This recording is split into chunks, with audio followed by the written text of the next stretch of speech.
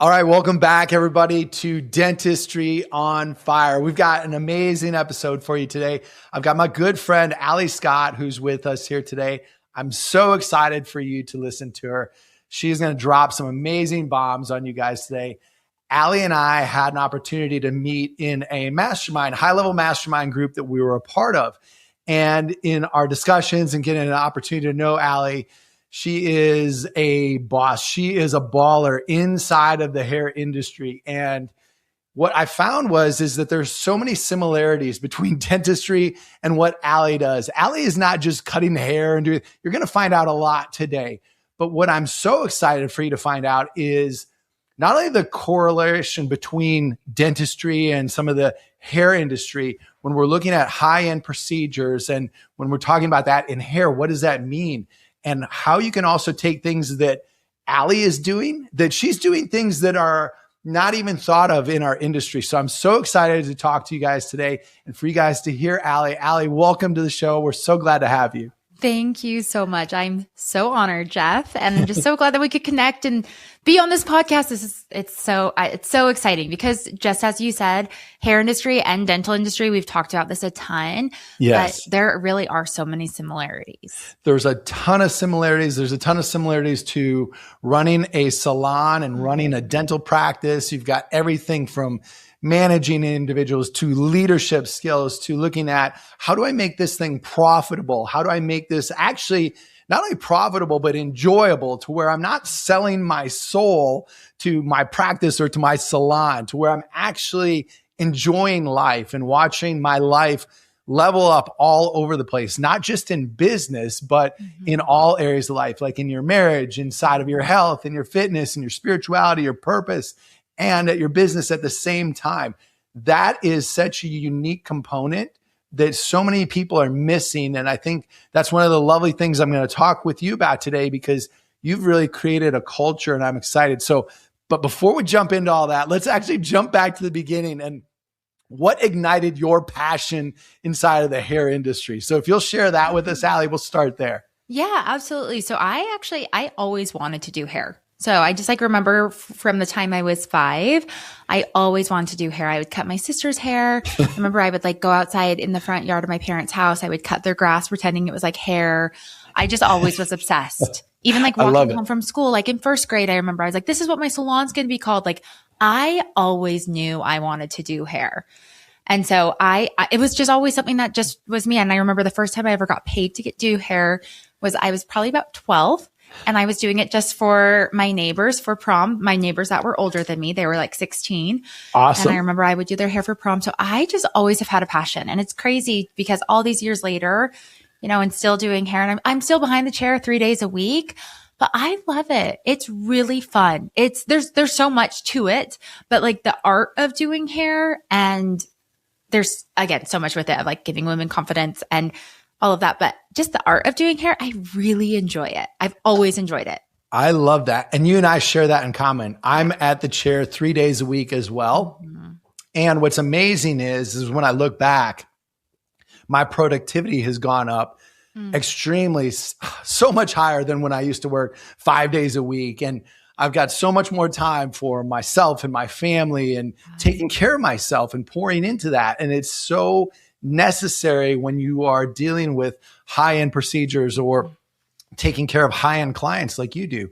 I think that is, there's a way that we can do this that allows us to not have a hit on our productivity and profitability, and at the same time maximizing really just living life, right?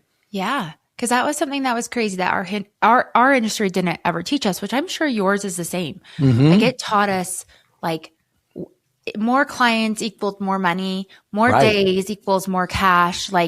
It was this concept I thought success was. And when I first started my career, I was psycho. I would literally take so many clients in a day. I would quadruple book. Oh my gosh. And I would work from 7 a.m. to sometimes 2, 3, even 4, 5 a.m. sometimes. Really oh my gosh. I remember going home from the salon once and it was 6 a.m. and I'm I got to be back here in 2 hours. Oh my gosh. But I thought success was, when I first started, I thought success was more people, more clients. And it wasn't until and like working like 5-6 days a week. And it wasn't until I remember there was like one summer I didn't even see, because I have a son who's about to be 12 now, but at the time he was just like 1. And I remember there was like a whole entire summer where even like on July 4th, I remember I still went into the salon and worked. Oh my gosh. And so it was like, I didn't have, but again, that was my mentality. what I thought that success was, but it wasn't. And I also wasn't priced to profit. I was priced based on, oh, what is this person doing down the street? Or, oh yeah, this is normal for our industry. So I would be priced that way. And then at the end of the day, when I actually learned how to do numbers, I'm like, I'm essentially not even profiting at all. And so I'm actually like paying to be at work. That's just a little twisted. And I don't understand, like every other industry still gets paid for their work. Why wouldn't I want to be priced to profit? That is amazing, because inside of the dental space, and I've talked about this before, there's ways in our practice, we're fee for service. And there's a lot of practices that have partially mixed fee for service. And then some will take PPOs or a mix of there, or some are all insurance based.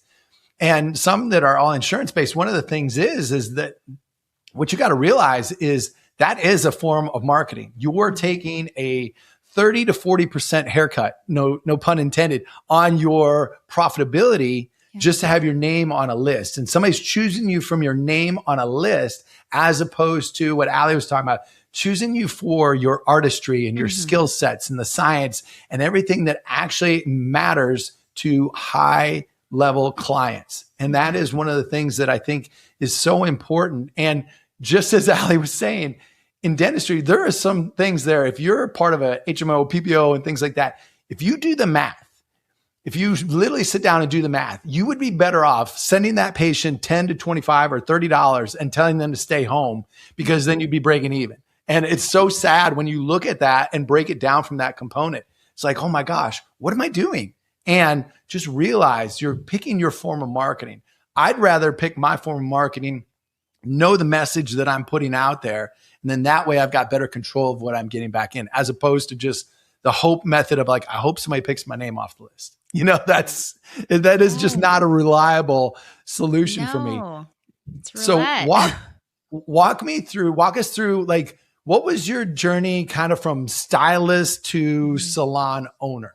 Walk us through what that looked like. Because there's a lot of docs who are maybe in an associate position to where they're like, yeah, I think I'd like to own a practice, or just kind of walk through, what did that look like for you? Yeah. So I think the biggest thing was I started taking myself a little bit more serious. And so I started, before I even started owning a salon, I started kind of transferring and shaking up how I was doing things. I started shaking up where I started doing like more, I specialized in hair extensions. And so I started really going down the route. And I always knew I wanted to specialize in hair extensions. Kind of like since I was 15, I always looked into them. I would go to Sally's Beauty Supply, which is just like some little store, and I would find little clip-ins and I would make them myself so I could have long hair. So I've always been passionate about hair extensions. So when I got into my career, that's something I want to do. And extensions they are high ticket. And so before I started the salon, I first started changing up my career and I first started doing more high ticket. But because I started doing high ticket, it was not, I think I got more scrutinized than I got uplifted. I don't think I did get more scrutinized than I got uplifted. And I was like in a big salon and everybody's like, what is she doing? Oh, what is she charging? Oh, wait, what? And so there was just so much noise. Wow. And for me, it was like, it was just really weird. And so for me, I was like, you know what? Like I really wanted high end. And I remember like my previous salon owner, she would be like, there's no kids allowed in the salon. But then she would have her son in a pack and play in the middle of the salon floor. So it was just like, I was like, I think, and this was like supposed to be like the nicest salon in Utah. So I was like, you know what? I kind of want to keep my blinders on and I want actual high end. And I want your clients to have the best of the best products. And I want my clients to feel so secure and safe, because also doing hair extensions, it's very like emotional, because you're with people that have, because most hair extension people, when they invest in like really high quality hair, it's more of like hair loss. You're dealing a lot with hair loss. And so because of that, it's also a little, you want to be in a really safe environment. because it can be a little exposing. People, they don't even let their spouses see them without their hair extensions in. It's very exposing. And so I really wanted to be, with all of the noise of like, oh, what's Allie doing here? Oh, wait, what's she charging? Oh, wait, what's this? What's this? And then I wanted the environment just to be so top level. I was like, you know what? I'm going to stay in my lane. I'm going to go do my own thing. And that's kind of what pushed me to do it. I think when I was a kid, I always wanted to own a salon. I always thought about that. But once I started getting into the salon world, I was like, I don't want to own a salon because I don't want to have to worry about managing other people. That was a big turnoff for me. Got it. But because I had so many clients, I rented so many chairs and I had like 4 assistants at a time. I basically kind of already had a little boutique salon inside of a booth rental salon. And that so makes sense. because I was like, I wanted to go all in on being like just so incredible, but not to be better than anybody else, but just to be the best we can for ourselves and our clients. I was like, I'm getting out of this situation. I'm getting out of the competition. I'm trying to compete with each other. I want to be in an uplifting space with other artists and in such an uplifting space with other women.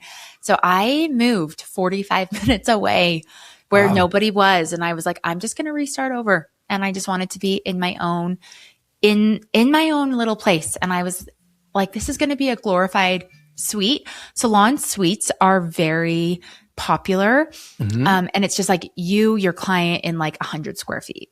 Got it. And so I wanted it to be like a bigger one. So we opened up just a little boutique salon, like 1,000 square feet, 5 chairs. And I was like, I'm just going to go and do this. And I brought 2 of my assistants with me. And then we kind of organically started to bloom and blossom and grow. But that's kind of how I started a salon. I love it. And I think some of the value bombs that I'm hearing there that I want our listeners to also hear is looking at picking your lanes that you really love. And there's so many things inside of dentistry, and I've done everything inside of dentistry. So I can speak to it from the aspect that, man, once you start getting dialed in on the procedures that you really love and enjoy, man, the more you can go all in on that, because now you can elevate your skill set to that level. It really allows you to deliver high-end dentistry, and in Allie's case, high-end hair extensions to clients, and people will pay for that. And I don't look at other dentists as my competition. They're not. Exactly. At all. They're not one at all. What's my competition is the new car or the big expensive vacation or the new home or the kitchen remodel. Those are what my competition is. And just as Allie was pointing out, and I'm glad that you said that because I didn't even think about that, creating a safe space, because a lot of the women that come are dealing with hair loss and everything.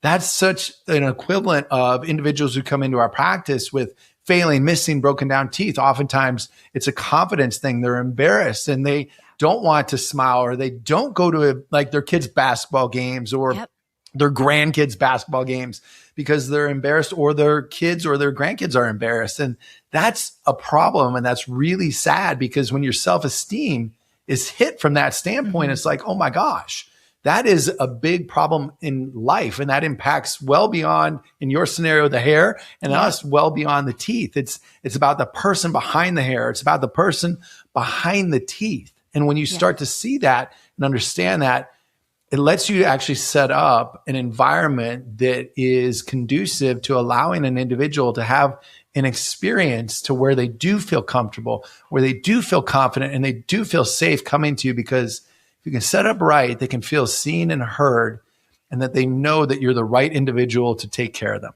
And you can lead them through the whole experience. And that is what's so beautiful. So there was so much that you shared inside of that I just wanted to circle back around, because if you're listening to this, this is how you start to structurally build a practice that is positive and that will be very powerful as well as very profitable.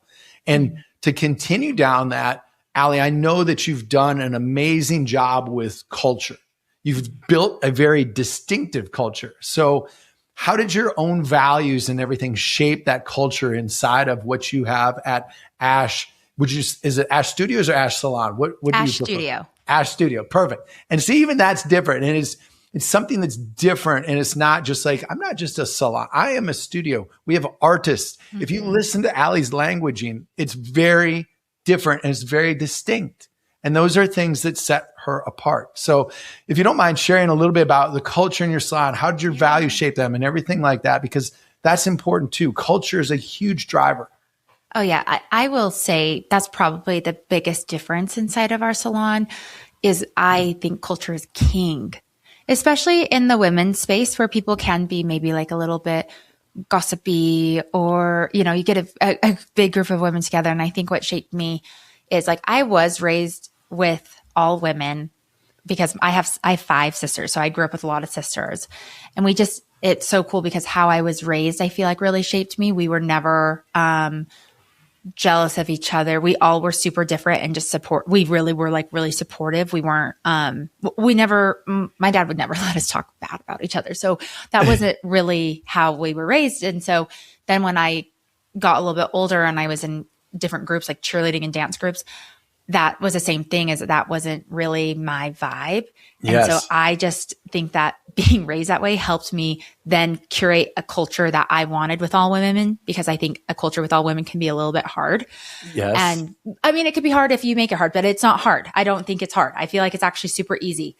And so with that, when it comes to the team, because as I started, I had 2 assistants at my salon. So now we have 12 of us, 13 of us. Wow. And how you can keep all of those, you know, women together and pretty cohesive, and that culture for me is all communication. I am kind of a psycho because I don't put up with stuff that like that cattiness. Like, yes, I'm like, is that emotion or is that fact? And I'm very big on conversations, not confrontations. So I feel like what has been our secret sauce of our culture is how much communication we have.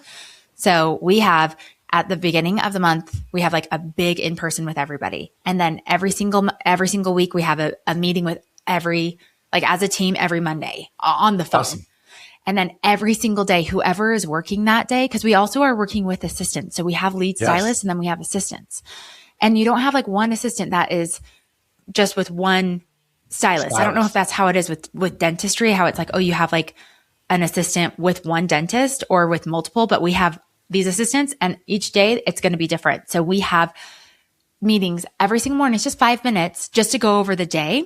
And something that I always ask, and something that's really been big on our culture, is always asking the team, do you have anything to add from yesterday? Like always giving everybody opportunity to speak. And then on top of that, every single day after you work, you have a debrief with whoever was assisting that day. And there's just like a sheet that we fill out. And it's like, again, conversation is not confrontation, but something that was working that day. And it could be like, hey, something that was working was our timing was great. Our flow was really awesome. Like we made our client feel special. It was her birthday. And then it's something not working. And that's the secret sauce of also being able to give each other feedback. Also, it doesn't matter on status if you're a lead assistant or you're an assistant. Sorry, if you're a lead stylist or you're an assistant or you're the owner or you're brand new, it doesn't matter. We all are equal. And so we all make mistakes, or maybe if we don't realize we made this mistake and it was like, hey, something not working was, you know, when we were foiling the head, this happened, or when we were washing her out, this happened, or, you know, I had to come and find you. I couldn't find you for a minute because and then you can have a conversation about it. So it's always like every single day we give opportunity to give feedback to one another. And then we always make a goal for the next day. And so I feel like culture is king, and it starts with your team. And that has been so big for me, is just making sure that our team is all on the same page. Because then when we have stylists come in, something else that I think is so big and important on culture, especially pricing, is be a guest yourself. Yes. So for me, I'm a full paying client at my own salon. Sure, I own it, but like I still will put myself, when it's my time to get a service, I put myself on the books. I block myself off of work just like any other woman would do to come and get hair extensions. I put myself on the books. I pay full price to the salon. Awesome. Because that's also, if I can't, that's another big culture thing, because I'm like, if I can't pay what I'm charging, right, why would anybody else want to do that? Yes. And then on top of that, if I'm not enjoying my service, you appreciate your service better. You appreciate like, oh yeah, I just paid, however much for my extensions. Yeah. I want to make sure that this window piece matches this piece too. Yes. Like I want to make sure everything matches really well. So I feel like culture as a team is number one priority for me, but then to have a good culture with the clients is being a client yourself and paying the price. So you know what it's like, because then you just have more effort into it because you get it. Absolutely. I think that's beautiful. And it's really well put. I think having the opportunity to have feedback is not positive or negative. It's looking at here's where we are today and here's where we want to go. Mm-hmm. We've got a gap in the middle there. Feedback is really just speaking into that gap. Yeah. And it's going to allow us to accelerate to get to where we want to go much faster. Mm-hmm. And so if we can do that, and that's a big part of leadership and how we operate in that essence. And what you were also talking about, you've set standards where you're like, I'm not going to tolerate cattiness. I'm not going to tolerate chatter. You're setting standards that are at such an elite level that allows your stylist and your artist to rise, or they're not going to be there. Right. Yeah. So it's just, they're going to choose to self-select to rise up to fit into the standards of the culture, or they're not. Yeah. And that's the beautiful aspect of it. I think one thing that you just reminded me of over there, one thing that we've had always in play inside of our practice, doesn't matter if you're a dentist, a team member, or anything else, is the opportunity that if somebody senses like something's just off with you or an individual, everybody has permission to come up and say, hey, is everything okay? And I love that single little phrase because A, it lets you know that they took the time to ask. And B, if there is something going on, you can have an opportunity to communicate it. Mm-hmm. You're like, there's been times where I've come in and whether it be something happening inside a family or whatever, and I've told my team, right, I'm like, listen, I've had some really difficult things and I just need your help today in a little bit of extra effort. And they're like, Doc, we got you, no problem. Being able to communicate that at the front end of your day, like in your huddle, everything else is beautiful. Yeah. And you truly then have a team that knows, hey, you're not going to try to, because they can sense things if something's off, and so you're not ignoring it, you're addressing it. And at the same time, you're actually able to go, hey, okay, if there is something going on, what can I do to facilitate that? Or is there anything I can do to help and support you? Yeah. And I think it's such a beautiful way to put that. Yeah. And I think it's important too, to just have these conversations, because something that I didn't love is in past salons, I feel like we would maybe have one, type of meeting, maybe once a quarter, but then you're like building up stuff that you want to talk about. And so I'm like, well, if we actually have like just daily opportunities to be able to talk. Yes. And I feel like then things don't get so bottled up. And I just think that has just been such great, again, it's just been such great culture building for our team and for our stylists, just to be able to have these really big open conversations. I think that is so true, because the longer you don't have the critical or crucial conversation and have that communication, it's easy to create resentment. It's easy for things to become bigger than they are over time. If we just push it down and we don't say anything. Absolutely. Ali, let's switch gears here. Like, when did extensions become part of your service offerings, and why did you decide to specialize in them? Because this is an important question, because in dentistry, we do have different lanes that we can choose in. And I think this is going to open up something for you guys to hear. So I really want you to hear this part of Ali's story too. Yeah. So I personally have just never had good hair. I've had autoimmune diseases and Hashimoto's, and a lot of times stress and any type of health condition, the first thing to go and the first thing to suffer is your hair. So I've always just had more naturally fine hair that just didn't really grow. And I always remembered, since I was a kid, I always wanted like just long, beautiful hair. I always wanted it, but I could never. And your hair looks amazing. So thank you. Thank you. It's 99% of it's fake. But I like really wanted long, beautiful hair. That's like something I always wanted. And just because I could never naturally get that. And so I started making my own clip-ins in high school because I wanted to have long hair. And then when I was actually in hair school, I just knew that that's what I wanted to do, selfishly for myself. Mm-hmm. And that's what it was. It was selfishly for myself. And then I learned how to do some extensions in hair school. I went and I've taken all of the different classes. I know how to do all the different methods of hair extensions, but why I really specialized in them is because hair extensions, I'm in the business of helping your hair, but hair extensions, it is possible where it can actually hurt your hair instead of helping your hair. There's a lot of different damaging ways to do it. And there's such a vast variety of product that you can use in your hair and the level of quality. I'm sure it's the same thing with like your dental implants or your veneers or whatever you guys use for that. I'm sure it's absolutely. The same. And so the way in which you prepare the teeth, all of that can sometimes be detrimental or not very conducive to being, hey, can I be conservative here? What do I, and all of those things you're just mentioning. Exactly. So it's correlation. So same thing with hair extension. So I just really invested a lot into my education because it just started out with, I wanted really great hair myself. And so I started wearing hair extensions as a teenager. And then as I got more and more into it, because I was younger, I ended up doing a lot of people's hair for their weddings. So a lot of people, they would start getting that for their weddings. And then once I started actually like in my career and why I was so passionate about it is because again, it's so much more than just hair. It's not like, oh, my clients aren't these people that are like, I have beautiful hair and I just really want more thick hair. It's like people that they're growing their hair back after chemo. Right. So many autoimmune diseases, so much hair loss. I always know too, like when somebody's going through a divorce and they have so much stress, you'll be taking out their extensions and it's like, oh yeah, how's my hair loss? Or like, yeah, I just found out that like I just lost a child or something. Right. And like any of these big traumatic experiences that happen, stress always affects your hair first. Yes. And it's just so fulfilling to be able to give these women this confidence because it's so rewarding. It's so rewarding. But that's why I really started getting into hair extensions because of just how many people were actually, stressed in life and their hair had so much hair loss. And it's just it's the most rewarding thing. Cause you even think of like, maybe somebody that had probably the same thing, honestly, with you, because I understand because I've had my own smile journey. I used to have a gap in my teeth. I used to have discoloration. Yes. And that was like mine was a 3-day process, but it's really cool that I can transform somebody's confidence and I can transform them. And just to help them, give them a little bit more, I can do that in like 4 hours. That's amazing. It's super awesome. You're exactly right.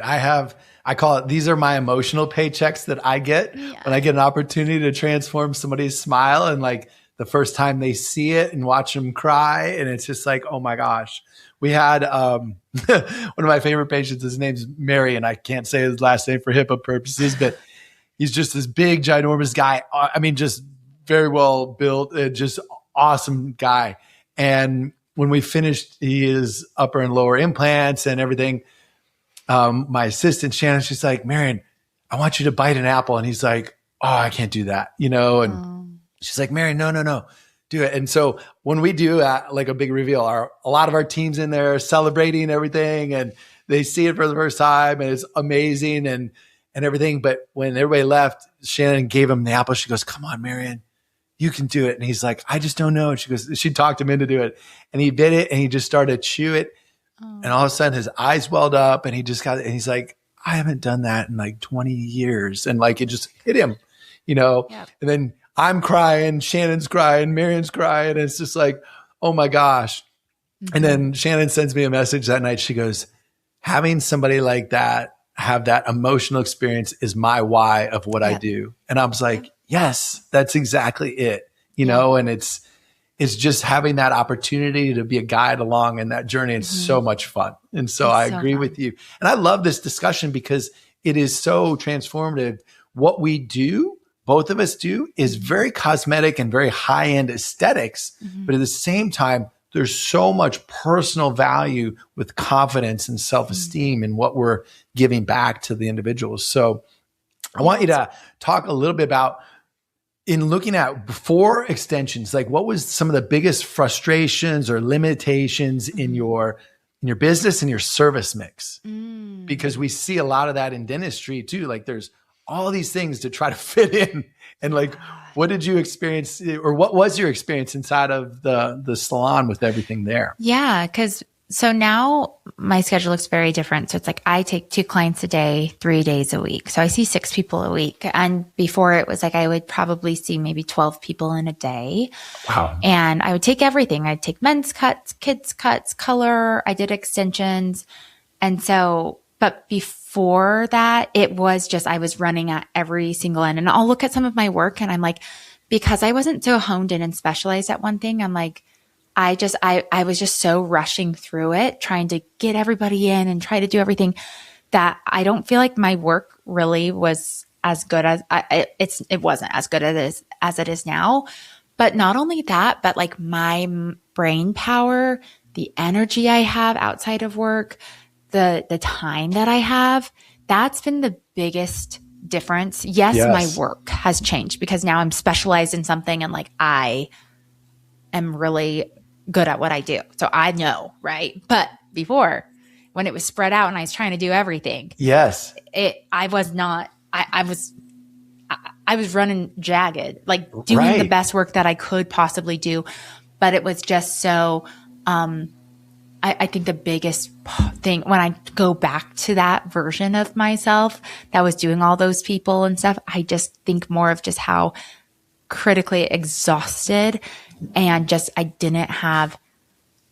really did not have free time. I know you could make it, but I didn't, right? So I really had no free time and just how tired I was. I worked or I slept to get ready to work again. And it's crazy. And I wasn't even making money. Yeah. I mean, like I was, but it would cover my expenses. And so, but I'm like, my profitability was so low because that was the biggest thing as well. This transformation of before I did hair extensions full time and then after is because I really specialized in one thing. I know like how much even just all those little beads that we do beaded row extensions. So it's like I know how much that costs, just the bead costs for me for one person's head. Right. So honed in on everything. I know I can now go on to the business side of it too. And I know how much everything is costing. And I make sure that, I should take myself serious. I've done a lot of education. I'm really, I'm good at what I do. I love doing what I do. It's so much fulfillment. And I should also get paid to do what I do because everybody gets paid to do what they do. Yes. So stylists should also get paid. That's fine. You're allowed to be priced to profit.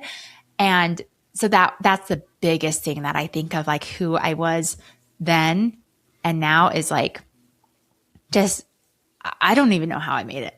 I mean, I did. I made it through, but I was really tired and just like burning at all candlestick at all ends.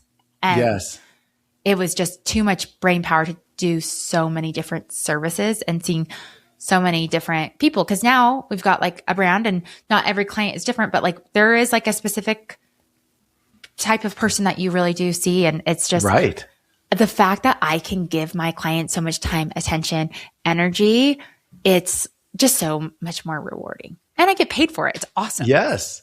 Well, and a couple of things that I'm hearing too that I really want to draw attention to is know your numbers. Oh my God. Know your numbers. So many of you don't know your numbers. Know your numbers. You cannot do business or do business well without knowing your numbers. If you don't know what your overhead is, if you don't know what it costs to perform your procedures, if you don't know what your time is worth, there's no way that you can be profitable. And it will cause you just to run and churn and burn. And you will feel stressed out. You will feel tired, just as Ali was talking about. You will feel exhausted. And eventually you'll burn out.